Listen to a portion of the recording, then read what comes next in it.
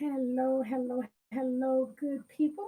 Hello, good people. I am Dr. Hollie Kelly, and this is Dr. Kelly's perspective for what will be a wonderful, wonderful Wednesday.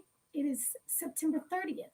It is the very last day of month 9 of 2020. We have come all the way through September. Okay, so here's what I wanted to jump on and share with you. Good morning, good afternoon, good evening, wherever you're calling in from on YouTube. Good morning on Facebook. So listen, I'm reading this book, and the author is not even the bulk of the book. It's just like a one-liner, but it really, hey Ty, really stood out to me. He's talking about the looking glass self. So this is as we are closing out September and getting ready to start the last quarter of 2020, the last 3 months of the year. The last 3 months of the year. Okay. Hey, TC. Yeah, TC, you might be calling in from Kenya. It's not in the morning over there. Okay, but here's the deal. So he talks about, and I'm combining it with where we're going for the last quarter. He talks about the looking glass self. And in essence, that's a theory that says you become what the most important person to you in your life thinks you are.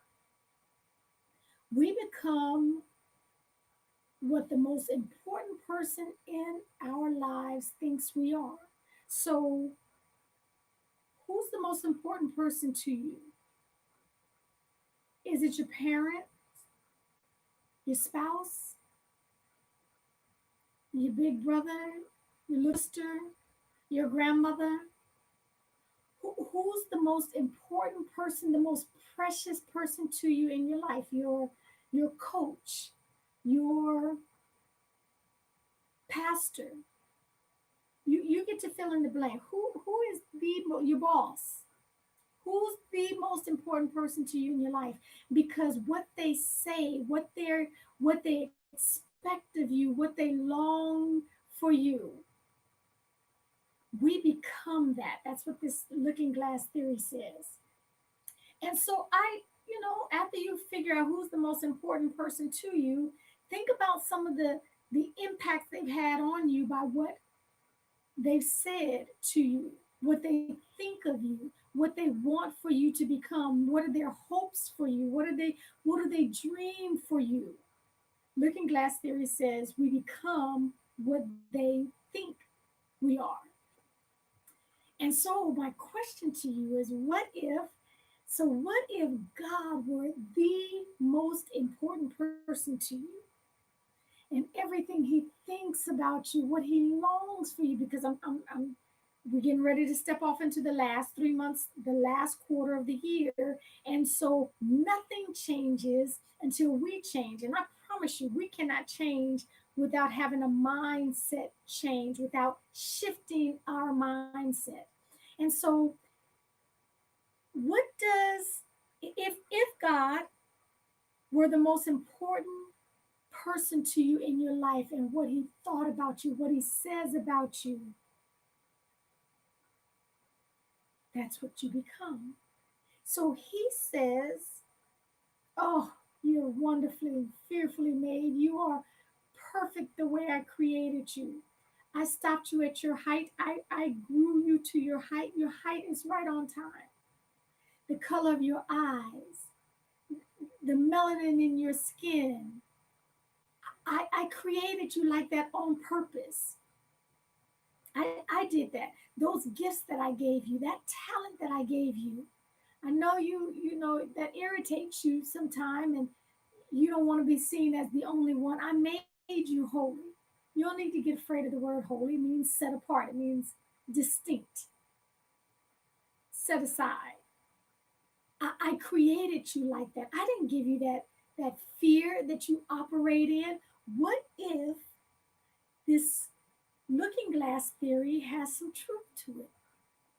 And what if we shifted the most important person to us to be in God and what He says about us. I'm talking a mindset shift. If you have a parent or your grandparent or your coach or your pastor or fill in the blank, your husband, your wife, your children, what if they really, really believed in you and they know that you can become all that you were designed to be? What if really, what if there's some truth to this looking glass theory, which says, which says we become what the person that means the most to us thinks about us. So hello for all who are jumping on and joining me. The looking glass self. So that was my thought, and I wanted to run that past you as I, it's not earth shattering news, but as I remind you that we are getting ready to step into the last quarter of 2020. If you want things to be different, hello, Marcia, if you want things to be different, that means we have to be different. If you want things to change, I can't take it another day, something's got to change. Okay, well, newsflash, the something is what's going on up in here because it's going to dictate what we do, how we operate, how we act, how we react to everything that's happening around us. Because it's not what happens to you, it's how you respond to what is happening to you. So until this changes, until your mindset shifts, until you recalibrate and unlearn some things that are going on in here, nothing was going to change, and we don't need to think otherwise. Okay, so hello, Suzanne, mwah, to you and Tony. So that's it. You can change locations, you can change jobs, you can change um, relationships, you can come and go, and you is still gonna follow you into every new relationship, into every new location, into every new job, into every new position. You follows you everywhere you go. So we need to start here. This has to shift before anything on the exterior changes. That much I can promise you. And so October, November, December, this last quarter of 2020, slow your roll, talk about, oh, I need things to change. I cannot go into 2020. Okay, well, let's start right here. Okay, let's just start right here. Okay, thank you for joining me. I will join you Monday through Friday, 5:30 a.m. Pacific Standard Time, California time, 5:30 a.m. Monday through Friday, and would love to have you join me. Just want to drop a different perspective of a few items, few things that fall into my passion lane.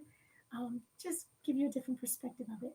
Make this a wonderful Wednesday, and until we meet again, take real good care of yourselves.